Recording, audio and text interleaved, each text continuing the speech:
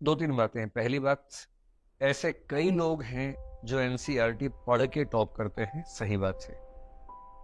लेकिन ऐसे भी कई लोग हैं जो एनसीईआरटी नहीं पढ़ते फिर भी टॉप कर लेते हैं। तो एनसीईआरटी पढ़ना ऐसा अनिवार्य नियम नहीं है कि उसके बिना सिलेक्शन नहीं होगा। लेकिन हाँ, अधिकांश लोग पढ़ते हैं क्योंकि एक अंडरस्टैंडिंग उससे बन जाती है। नंबर दो, मैंने ये पाया है कि जिन लोगों की बैकग्राउंड बहुत अच्छी नहीं है उनके लिए एनसीईआरटी पढ़ना कुल मिला के कॉस्ट बेनिफिट एनालिसिस में या रिटर्न ऑन इन्वेस्टमेंट के पैरामीटर्स में बहुत फायदेमंद नहीं होता है।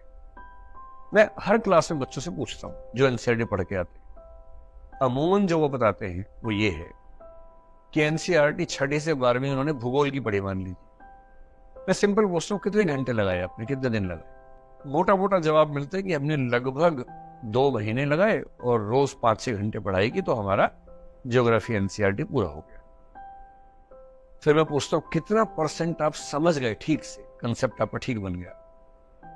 अमूमन वो बोलते हैं कि सर 40-50-60% के बीच में समझ में आए, लेकिन हर बात समझ में नहीं आई, हम कोरिलेट नहीं कर पाए, कहीं कहीं कंसेप्ट समझने में दिक्कत आ रही।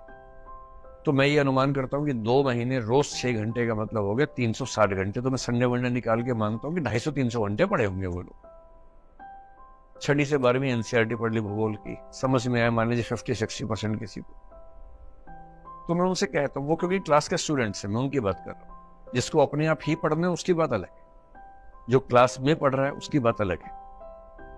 तो मैं कहता हूँ कि जब भूगोल की क्लास आपकी यहाँ होती है, लगभग 80 क्लास होती है, 2.5 घंटे की रोज होती है, 200 घंटे। उन 200 घंटों में भूगोल के सारे कंसेप्ट क्लियर हो जाते हैं, नोट्स भी बन जाते हैं, साथ साथ मेंस की आंसर राइटिंग का कंसेप्ट भी समझ में आ जाता है। तो मैंने उनसे कहा, एज्यूम करो कि जो टीचर्स पढ़ा रहे हैं वो बहुत जीरो लेवल से पढ़ा रहे हैं, स्क्रैच से पढ़ा रहे हैं, सारा समझ में आपको और आप सवाल पूछने जवाब मिल रहे हैं।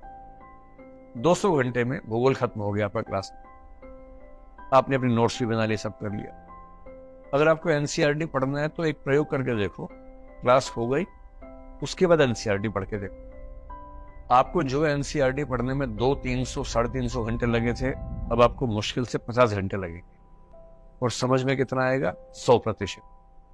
तो एनसीईआरटी पहले पढ़ के आना है, ये आइडिया बहुत पॉपुलर है पर ये ग्रेट आइडिया नहीं है।